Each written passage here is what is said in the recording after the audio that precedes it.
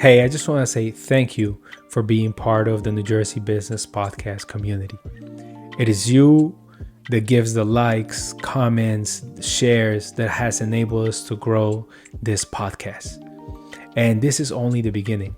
We have big plans to scale this podcast in terms of the type of guests we're going to have, in terms of the topics that we're going to cover, and more importantly, the value that we're going to bring to you.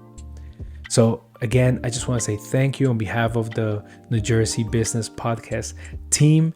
And I want to ask you just one favor. Wherever you're listening or watching this podcast, please subscribe. Thank you. The New Jersey Business Podcast highlights and supports local business and business owners just like you. We interview New Jersey's finest people, learn business, and have way too much fun doing it. You'll get tons of value from local business people as they share about their journey and secrets to success. If you like what you hear, want to support us, and make sure you are getting more of the good stuff, subscribe, rate, and review this podcast today. You are listening to the New Jersey Business Podcast with your friend, host, all-around good guy, Paul Valverde. Now, on to the show. What's shaking, New Jersey? Welcome to another episode. Today, I have with me Dan Scola, managing partner of Hoffmann Baron, LLP. Dan, welcome to the show once again. This is your second time with us. Thank you very much for coming here. Thank you, Paul. It's a pleasure to be here a second time. Yes. You know what? You have a beautiful facility, I got to tell you. So far, for what I've seen of your office, it seems like a very calm environment, a very pleasant place to work in. I really like that. Oh, thank you. Yeah, there's plenty of light. It's a little modern. And I think it provides an environment which is very nice and pleasant to work in. So I appreciate that. Dan, last time we met together, you gave our audience a ton of valuable information. Now, we have new listeners since, so I would like to kind of touch on the things that perhaps we already discussed and then elaborate on the new things that you have going on. Certainly, yeah. But before we do that, I once heard people buy people before they buy products or services. In other words, for the consumer, or for the audience, they will connect a lot more with the individual, with Dan, with the human being, right? And so for that reason, I'd like to ask you, what can you tell me about yourself? And you could take me all the way back to your childhood. That were experiences that shaped you into who you are today. Well, that's an interesting question. I think one of the few things that I learned early on was that people connect when they somehow find something that is alike in another being. And oftentimes that's a communication thing. So if people can communicate well and express their feelings and their ideas to others, it allows you to make that connection. And I think that's important to, establish the relationships, because business is all relationships. That's what we do. I mean, we do create things when we are in business. We create products and services, and we do protection, which is what my firm does. But without the relationship, there's no foundation for doing that.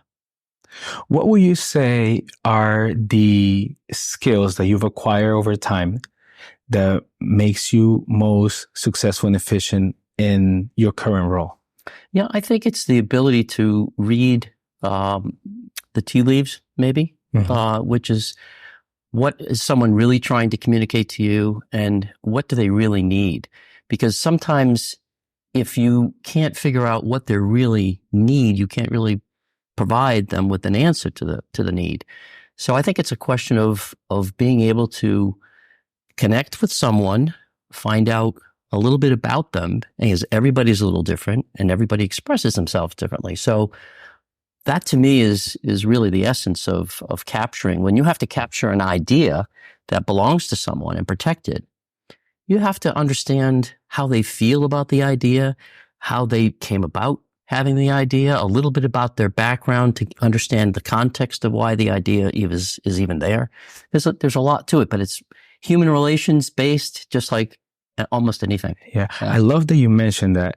I love that when you meet with clients or potential clients, you go beyond just whatever request that maybe bring into your attention, but you try to meet the person and know how they feel, how passionate they are about what they do. And so I'm going to ask you that exact question. Yeah. You know, how do you feel about intellectual property? How do you feel about the people that you help? What drives you? What is it that wakes you up in the morning and motivates you to go out and help people in this area? Yeah. Well, I think ideas are amazing, and everybody has ideas, and most ideas are pretty good. I mean, just because someone else came up with the same idea doesn't mean there's any less value to it. So what really gives me a lift in this business is because I deal with all types of people. You know, people with advanced degrees, people who have little or no degrees. That's not really the issue. The issue is they have a good idea. And it's up to me to try to figure out what is that idea embodied and how do I, give them some sort of protection if it's protectable. So, you can't throw away ideas. I mean, and people are a lot smarter than you think they are once you get to talking to them, so you have to get through the sort of not judging a book by its cover and get to the real kernel of what the idea is. And then you can work to protect it. But it's exciting to have a new idea on a new, because we cover every kind of potential technology you can imagine, chemistry, biotech, computer science, mechanical engineering, materials science. It's just all over the place. And you can imagine the number of people that are involved with great ideas in all those areas. And then you get to deal with their personalities, and you see how the personalities actually shape their thinking. And then you say, well, where did that go? And then you find a little bit about their background and the history of where they've been. So it's a really it's a complex situation to deal with people and their ideas. And to me, that's fascinating. They call it intellectual property because you can't put your hands on it usually. It's something that you've come up with in your head. Now, it does manifest itself later on, and you have products, but initially, it's just something you think of. Right before we went on camera, you were sharing a story with me about your daughter. And I thought it was pretty cool that, sometimes when people think, and I include myself, I used to think of intellectual property and trademark, things like that, as things that were for other people, perhaps when they were in a higher level of business, or when they're making millions, then they should worry about that.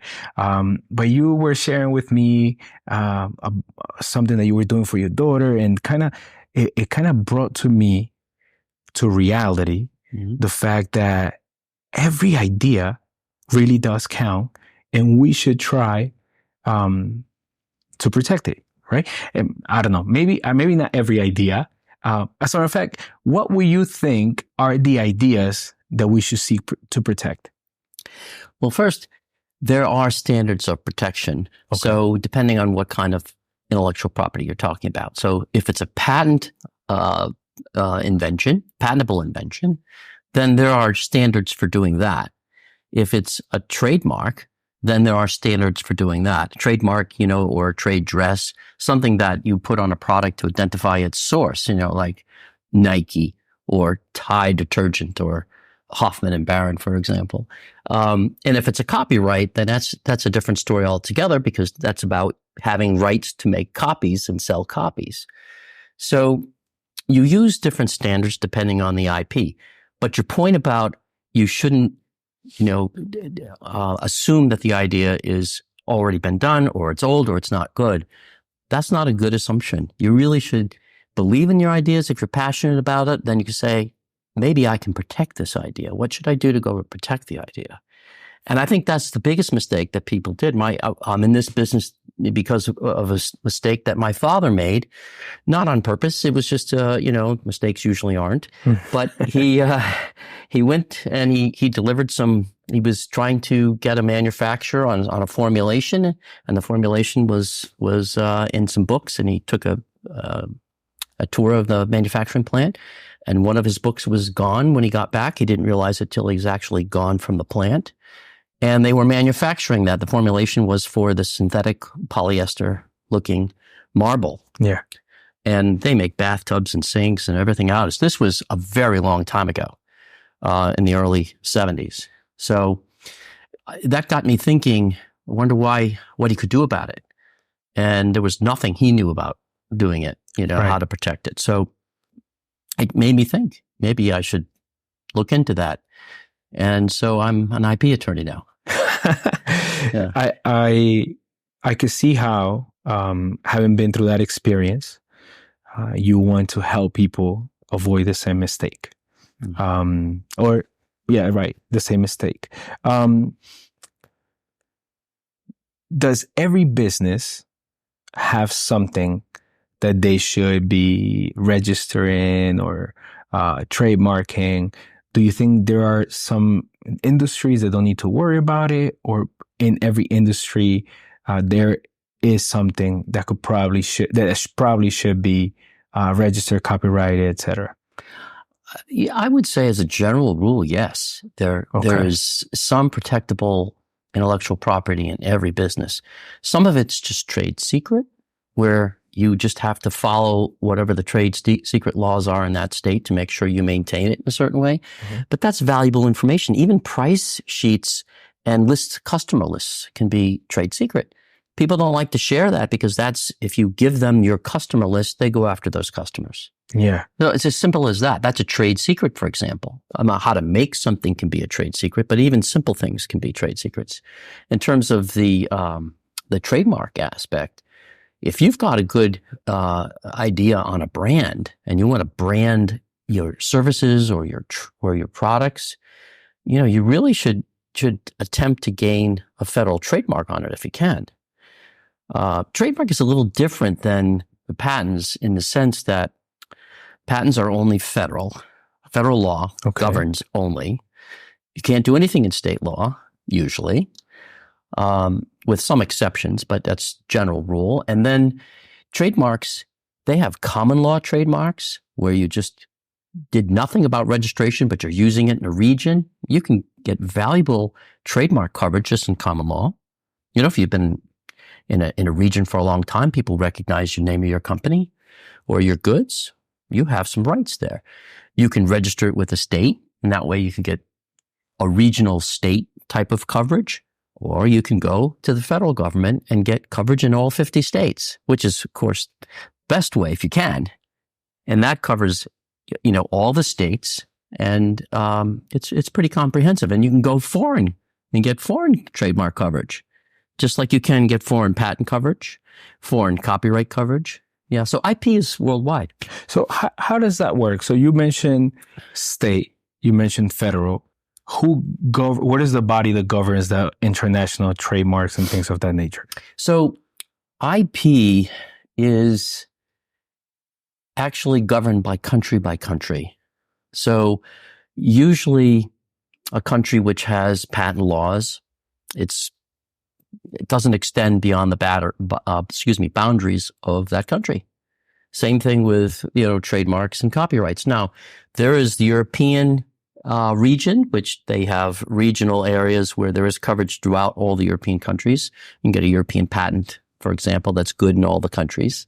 Recently, there's called a unitary patent, which is a little bit different than a European patent, but almost the same in terms of its, basic content.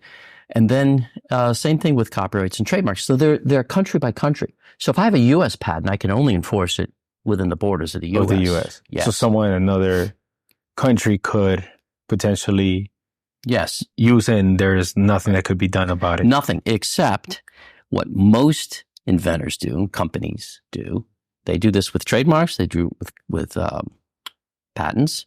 Is they file in all the countries. Mm-hmm. So if I have an invention that's really wonderful in the States and I file an application for registration of a patent in the States, and I'm able to get that through the U.S. Patent Office, I've also filed within there's treaties that allow you to obtain a same filing date as if you did. It's called the priority date, where I can file a year later in, let's say, Germany, France, Japan, Asia, anywhere, any of the countries that belong to the treaties, and I'll get the same date that I filed in the States a year before. So I file that same application, and I go through that patent office and call it prosecution, and I prosecute the patent in front of that agency.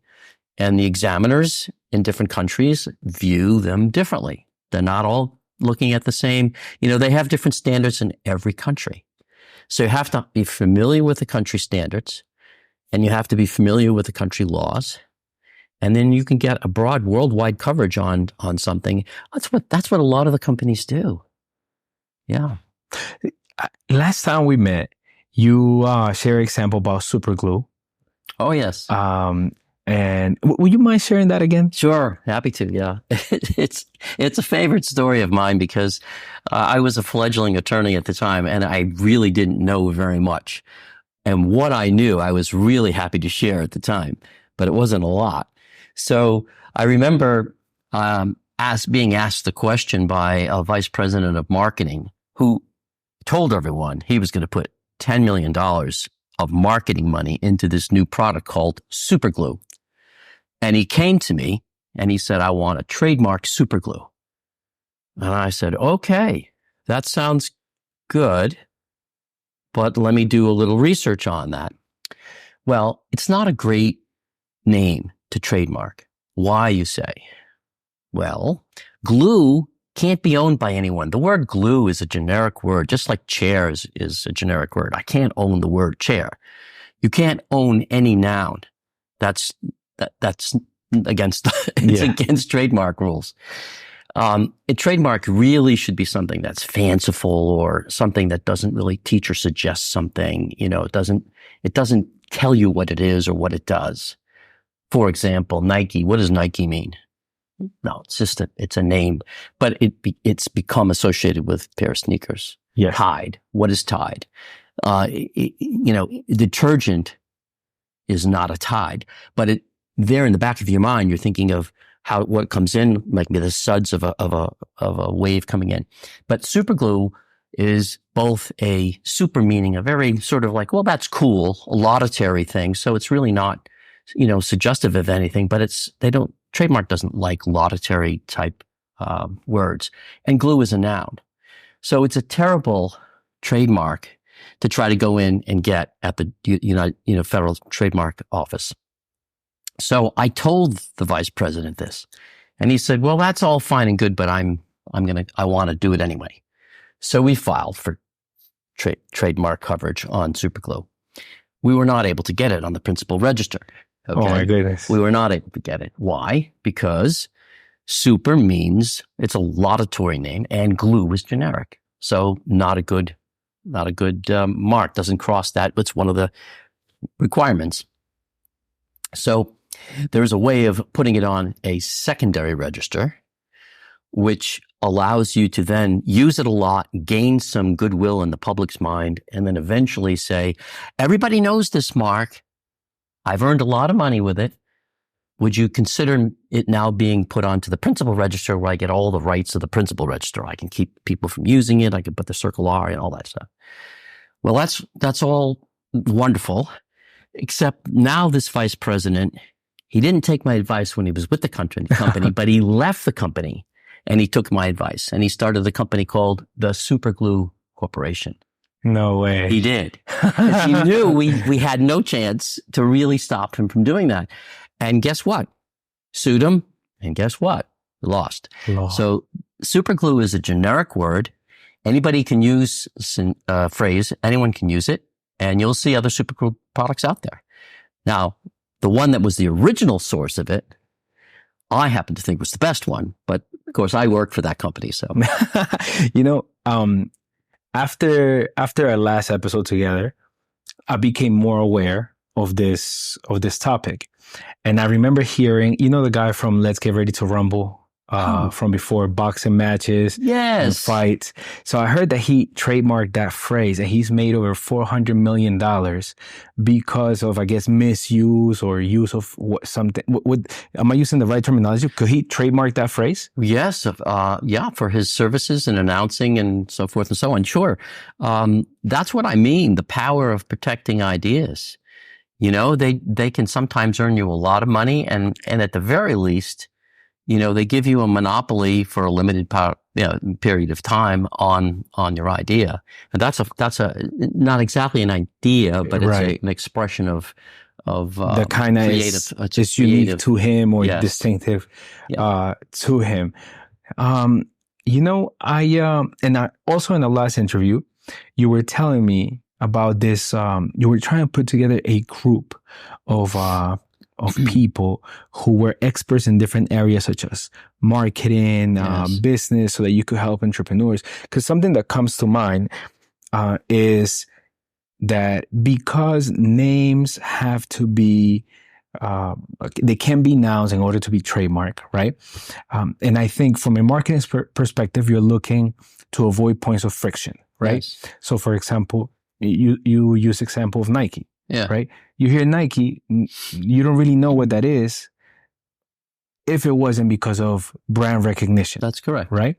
And so from a marketing perspective, many people, when they go through their brand discovery process, when they know what service they're going to provide, what product they're going to sell, but they don't know necessarily the name, etc., who's the specific target audience or whatnot, they try to choose a name that avoids points of friction, so that people could easily understand what service they provide, or what product they serve. And I'm familiar with that with that strategy of marketing. For example, the name of the podcast, New Jersey Business Podcast, right? When you hear that, well, it's about business, business people from New Jersey, right? It makes sense.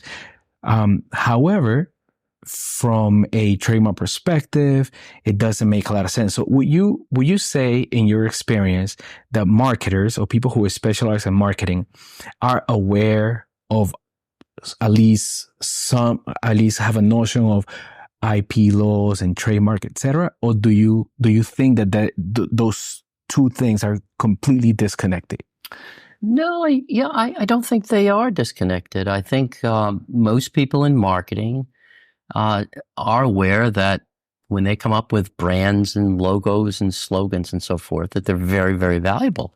I mean, if you look at some of the most valuable trademarks in the world, they're more valuable than the patents that protect the patents, the products even.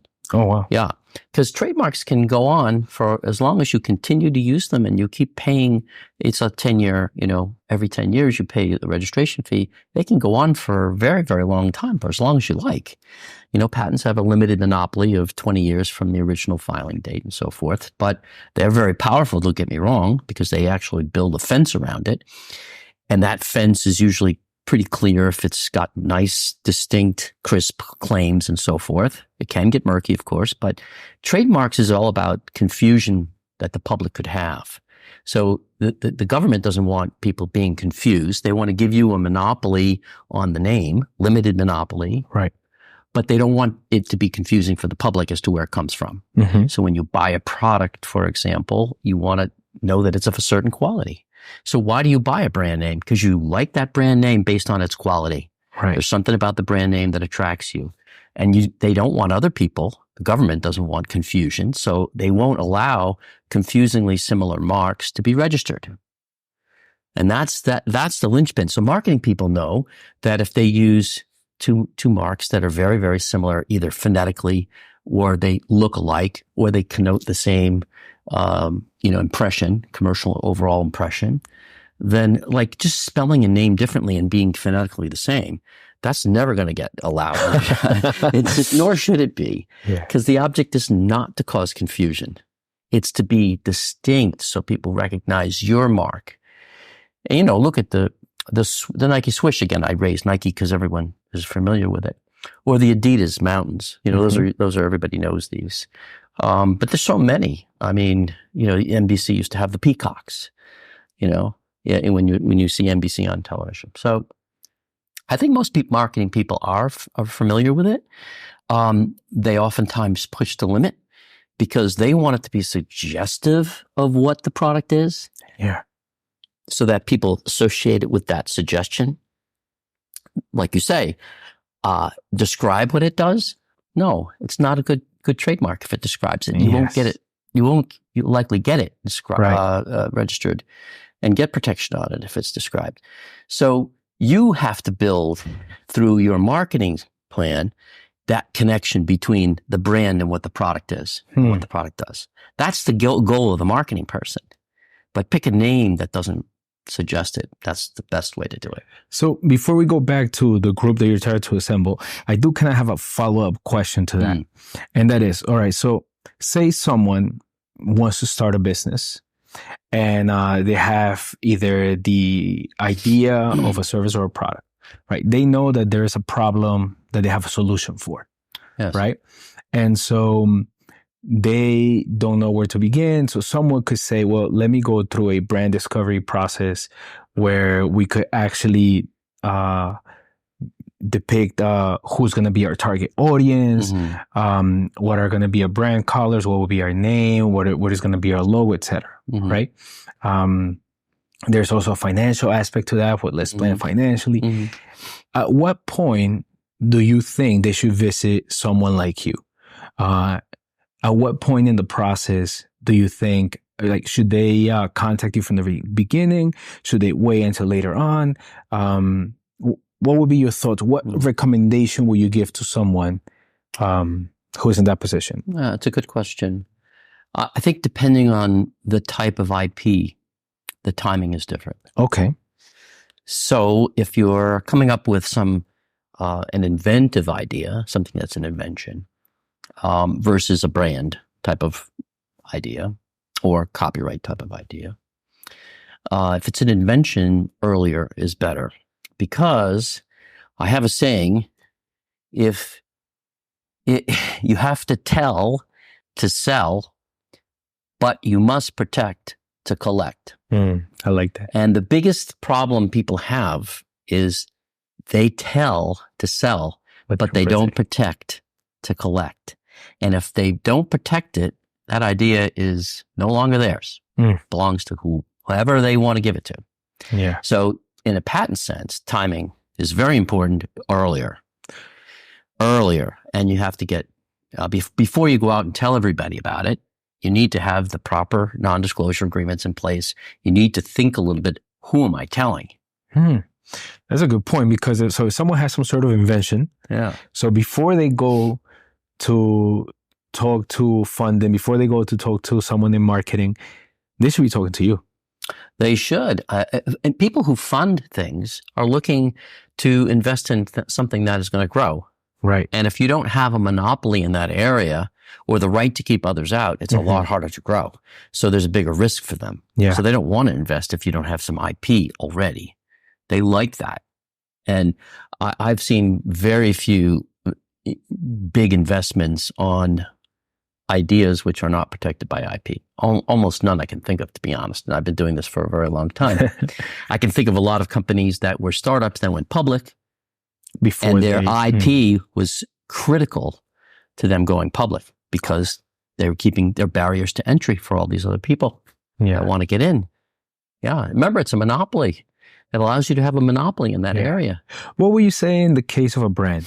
Should they... In the brand, okay, so it's a little different. In the brand, your protection is based on, first of all, coming up with the right trademark or the right logo that actually is trademarkable. But also, it's based on use, whereas patents is not. Patents is based on making sure you get the coverage protected at the United States Patent Office first. You get that filing done first, then go talk about it. Or enter in a non-disclosure and then talk about it. With trademarks, talk about it all you want. Get it out there. Sell the product with it, because you won't get the trademark until you actually put it into interstate commerce. Okay. In order to get your trademark, the trademark office will say, hey, this is great name. We're, in the sense that it's trademarkable. We're going to allow the case. But in order to get the Circle R, to get your registration in all the states, you need to show us that you're shipping in interstate commerce. You're making sales in interstate commerce between states. What about copyright? Where in the process should they?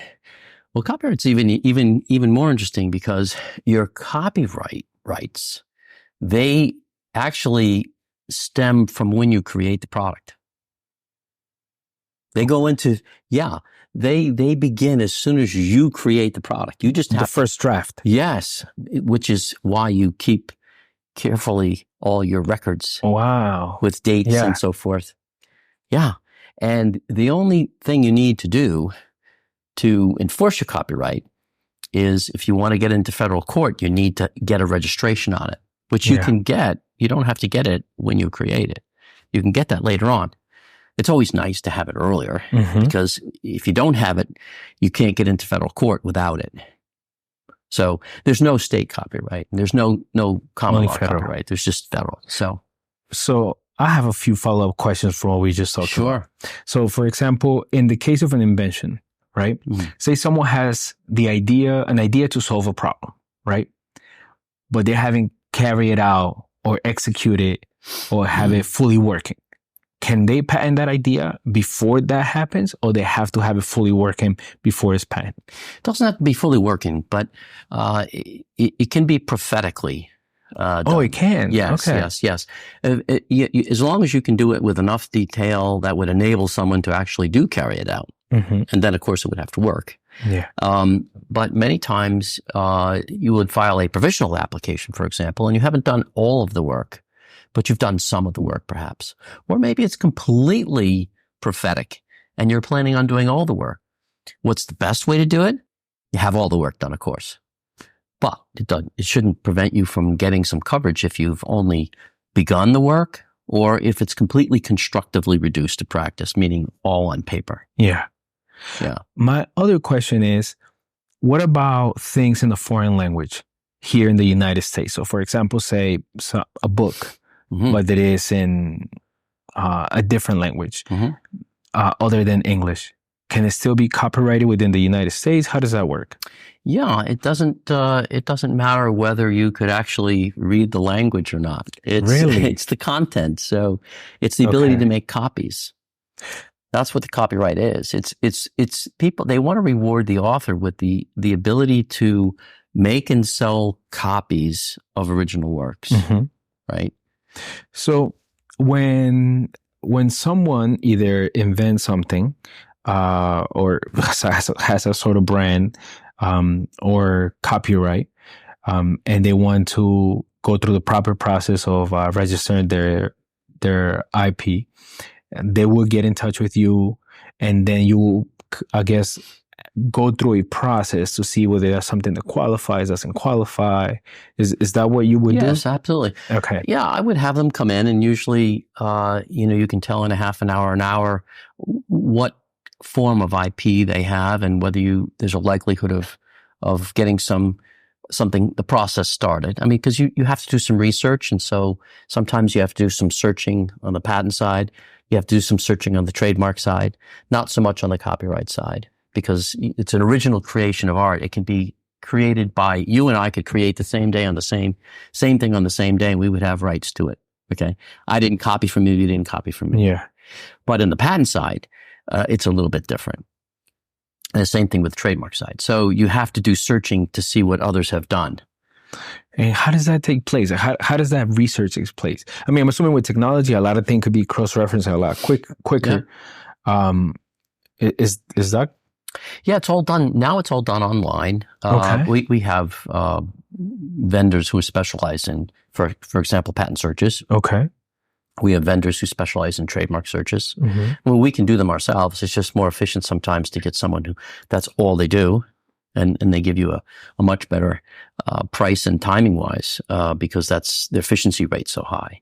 But then you do the analysis of what's been out there, and you can make determinations and make recommendations to your clients. This could be patented, and the scope of that patent protection might be X or it might be X plus Y, and this could be trademarked. But there's some questions about whether you might be walking a little bit close to this other person who has a trademark or this other company. And you have to make those judgment calls and give people advice.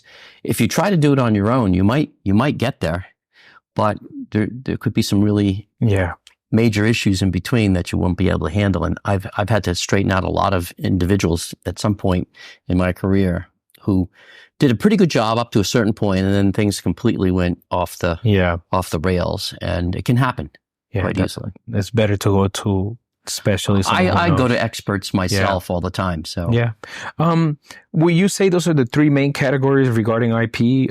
Patent in terms of inventions, trademark in terms of brands, and copyright in terms of I would say that in terms of the registration process and getting monopolies through the government and exercising the laws, yes. Trade dress is something that is very strong as well, but you have to keep it quiet. What is that? What is trade dress? Well, I'm sorry. I meant trade secret. Oh, okay. Trade secret. Excuse me. That was trade dress is in the same bailiwick as the trademark issues. Okay. You can register trade dress as a mark or a logo as well. You can do that.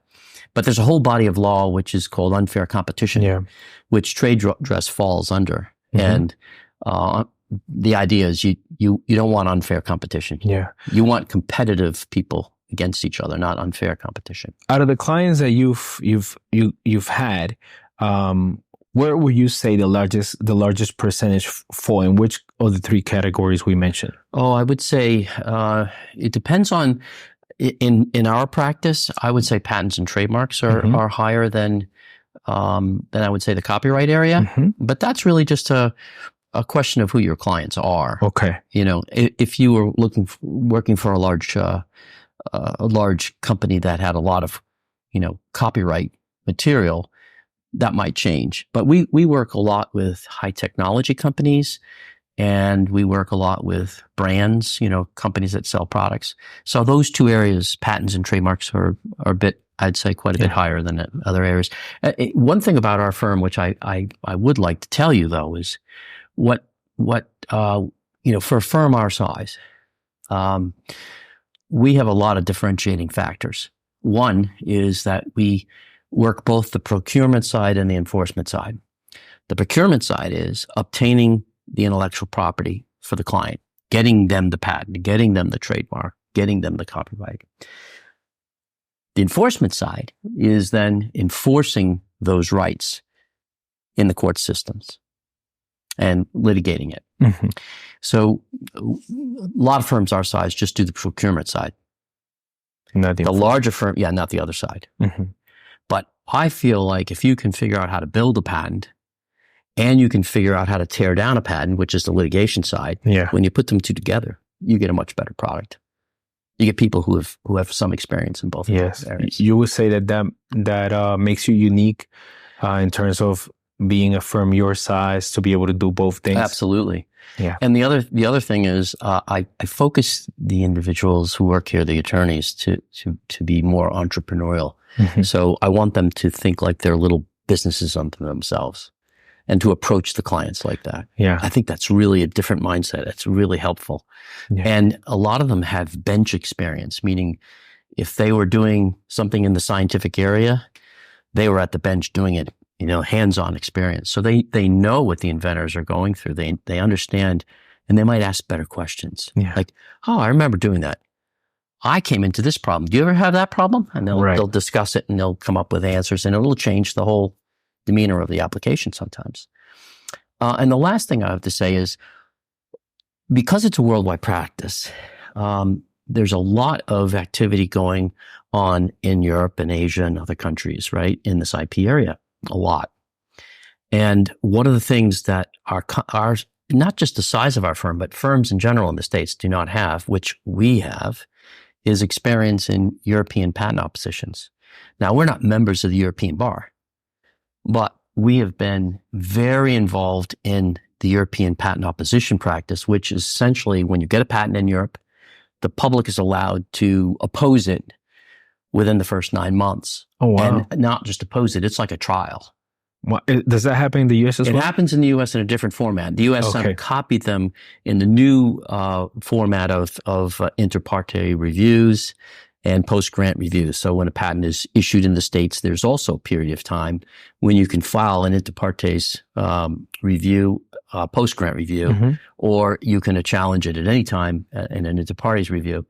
So we have, it's a similar process, not the same. It's a little more detailed in the States.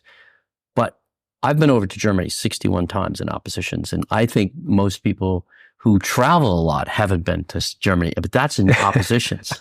So I've learned a great deal about that practice, and so have some of my attorneys who have done this. Yeah. Yeah. Going back to the group that you told me you were very passionate about putting together to help entrepreneurs, how are you doing on that front? And please share a little bit about the reason why you have that vision. Yeah, it came about from listening to people who are so passionate about their ideas, but don't have the wherewithal, the finances, or the right team to get them to the next level. I mean, people go on the Shark Tank, for example. They go on the Shark Tank and they say, "I need the sharks to take me to the next level." Okay, so when you're trying to develop an idea, whether it be a product brand, a company, or an invention, you have to have experts. You need legal experts, you need marketing experts, you need financial experts, and you need business experts. And what I'm trying to do, and I'm making some progress, it's not there yet, it's not a simple thing to get together, is I'd like to get people who I can call on regularly and say, they're part of my team. So people looking for money, I can connect you up with the right angel investor for that particular area. People are looking for marketing expertise, I can connect you up with the right people. And I think that adds value to the client, because now you're not just coming to me for the legal expertise. In my early days, people would say, "Can you help me market that?" And I would say, I wish I could. Yeah. I know, very little about marketing. I deal with marketing people. I love to deal with business people. I love all that, but I'm not the expert. Yeah. So I want experts to be able to form a team to help clients. Clients don't know where to go sometimes. Great ideas. Point me in the right direction. Yes. I really like, and that vision that you have resonates with me, because nowadays information is abundant, Yes. right? Which is overwhelming. The hardest part is you need a filter. You don't really know what's good and what's bad. A lot of people start doing research online, and they'll find thousands and thousands of specialists, right, on this, and they tell you, do this, you could do it yourself, you don't have to do that, buy my course, etc., etc. And so it is nice to be able to go to a place and speak to someone who's actually a specialist, a real human. Yeah. Or better yet, is once they have established a relation where they like and trust you, then you say, "Hey, listen, there is someone who I like and trust that I can introduce you to that can help you in that area." Yeah, absolutely right. This is the filtering process that's so hard because it is so abundant. The information is out there. But it's even beyond that. Even if I knew the steps of doing something, and I'm going to be a do-it-yourselfer, I don't have the experience in actually doing it. So the steps might just give me general direction, but there's so many pitfalls along the way. Experts know those pitfalls. Yes. They say, by the way, when you're doing this, don't do that. Or if you're going to talk to these people, here's a perfect example of that. You can find on the internet about non-disclosure agreements, and they'll say, "Oh, make sure you sign a non-disclosure agreement before you tell someone about your idea." Well, that's nice general knowledge, okay? But if you go beyond, just because you have a non-disclosure agreement, you might go beyond what that non-disclosure agreement actually covers. You might file a patent application and you think, "Okay, I'm in good shape." But then you go beyond in your description to whomever you're talking to, the scope of what is in that patent application. You're dedicating that to the public, that extra information. Maybe that's the kernel later on. that is going to get you where you want to go. Mm-hmm. That is really the most protectable part. And so you wouldn't think of that if you just go on the internet and say, well, any non-disclosure agreement, that sounds fine. That sounds good. If it's not customized, chances are it's not going to work well. That's the take home from that. Experts will ask you the questions. The forums don't ask the right questions. General questions are usually not the right questions. It's the ones that actually drill down and ask you the right questions. Then you get to the kernel. We briefly touched the topic of funding. So what advice would you give to a startup that wants to secure funding? What is it that they should do as it pertains to IP in order to help them in this process? I think the biggest thing is to just get as much money together as you can, even the small amounts of money. I don't care where you get it. If you have a great idea, you have to start getting credibility by getting some protection on that idea. And in order to do that, you need a certain amount of money. No one's going to just give you money because you have a great idea. Almost no one does that. If they do, they'll take a huge percentage of what that idea is about. They want to own the idea almost. Yeah. They're going to give you the money. So it's a catch-22. It is. But you have to start somewhere. And it's just like anything else. You want to have a great idea. You want to build a house, right? You want to build this really nice house. Where do you get your down payment? Think of it like that. You find a down payment. Yep. Well, this is a monopoly. It's not just a place to live in. This is a monopoly on that idea where you can then use that to create a business off of. That's a very powerful tool. Find the money. Find some startup money and then do something with it to get your footing on the IP. And then someone else will say, they're serious about it. They got some basic coverage. They found some basic money, and now I'm willing to invest more. So you're not going to get pennies thrown at you, and certainly not dollars thrown at you unless you've done that. That's been my experience. So I would say if you can find a down payment from the house, you could find a down payment for a patent application. That is a good way to look at it. Oftentimes, it's almost like a mindset issue because we're so focused on the obstacle as instead of trying to find the solution or how to overcome that obstacle. Yeah. To just think of it from that perspective, mm-hmm. I think it will, to some people who are listening, it will shift their mindset as, that's right. If I wanted to do this, that's what I would do. That same principle would apply in this case. Dan, we're almost coming to a close of our time together. Is there anything that you would like to add, leave the audience with, anything that you would like to emphasize? Yeah, no, I just think it's important that you give yourself the opportunity to and believe in and be passionate about your ideas, and give yourself the opportunity to develop those ideas into something that'll propel your business. And the only way you can do that is to really get that ground seed money, put it in, and protect the IP. And then, there's people like myself and my firm are very happy to help you. Dan, thank you very much. Yeah, thank you, Paul. It's been a pleasure. Thank you for being here again. Fam, until the next one. Thanks for tuning in to today's show. If you or someone you know would like to be a guest on the show, go to NewJerseyBusinessPodcast.com. That's NewJerseyBusinessPodcast.com. We can't wait to hear from you and your business. You can also visit our website to learn about sponsorship opportunities and how to qualify for a complimentary gift. Thanks again for listening to the New Jersey Business Podcast.